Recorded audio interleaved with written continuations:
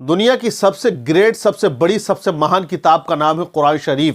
قرآن شریف وہ کتاب جس کا پڑھنا ثواب، جس کا سننا ثواب، جس کا باوضو ہو کے ہاتھوں سے چھونا ثواب، چومنا ثواب، جس پہ عمل کرنا ثواب۔ تو قرآن عظیم ایک مہان کتاب، لیکن آج مسلمانوں کا حال آپ دیکھیے گا۔ میں نے ایک کلپ دیکھی، ایک ویڈیو مجھے بھیجی کسی نے، میں نے دیکھ کر یہ اندازہ لگایا، ایسے قرآن شریف جیسے بزرگ پڑھ رہے ہیں، لاکھوں کی تعداد میں مسلمان ہیں، تو کیا وہ ثواب پائیں گے؟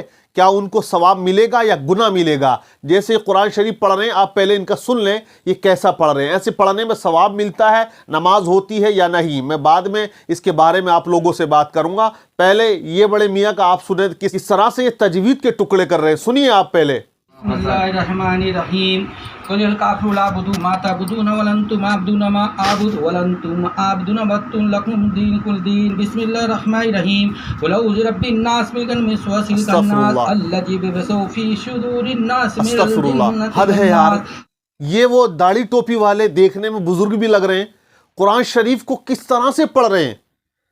ارے شرم آنی چاہیے، مسلمان ہو اور مسلمان کے گھر میں پیدا ہوئے ہو، اس کے باوجود ہم سے ہماری وہ کتاب جو ہماری ہدایت کے لیے اللہ نے بھیجی ہے، لوگوں کی رہنمائی کے لیے نازل فرمائی ہے۔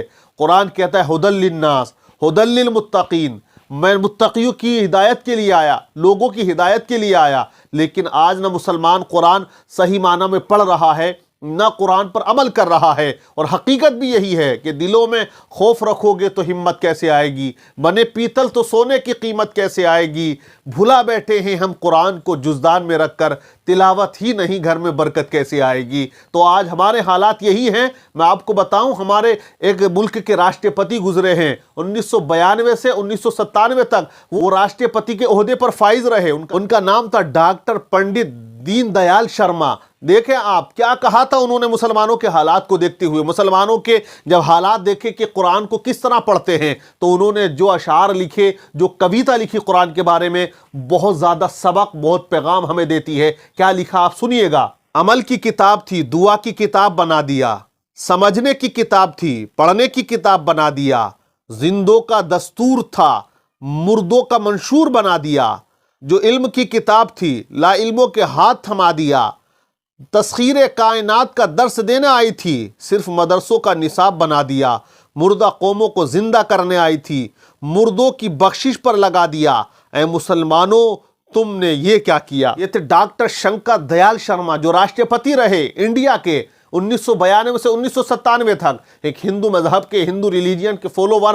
وہ جب قرآن کے بارے میں ایسے کہتے ہیں، مسلمانوں کے حالات کو دیکھ کر کہتے ہیں، تو مسلمانوں حقیقت بھی یہی ہے کہ ہم نے صرف جو ہے قرآن کو یہ سمجھ لیا ہے کہ کوئی مر جائے تو اس کو بخشوانے کے لیے ہم پڑھیں، یا گھر میں برکت نہ ہو تو صرف اس کو برکت کے لیے پڑھا جائے، اگر نئی دکان کھلے تو قرآن خوانی کرا دیا جائے۔ صرف اس لیے ہم نے یہ سمجھ لیا ہے قرآن کو کہ اگر سر میں درد ہو تو مولوی صاحب سے جا کے پھکوا لیا جائے، اگر کوئی ہوا کا اثر ہو گیا تو بس تلاوت کر کے اس کو بھگا دیا جائے۔ لیکن آپ اصل تک نہیں پہنچ رہے۔ قرآن جس لیے آیا ہے، جو مقصد ہے قرآن کا، اس مقصد کو ہم کہیں نہ کہیں آج فراموش کر رہے ہیں۔ قرآن ہمیں راہ دکھانے کے لیے آیا ہے، سیدھا راستہ چلانے کے لیے آیا ہے، قرآن ہماری رہنمائی کے لیے آیا ہے، لیکن ہم رہنمائی قرآن سے حاصل نہیں کر پا رہے۔ آج ہماری نئی جنریشن جو ہے انگلش کی طرف جا رہی ہے، میڈیکل کی طرف جا رہی، اچھی بات ہے، لیکن ان مسلمانوں کو یہ بھی ہونا چاہیے جہاں وہ اپنے بچوں کو ڈاکٹر، انجینئر، گورنر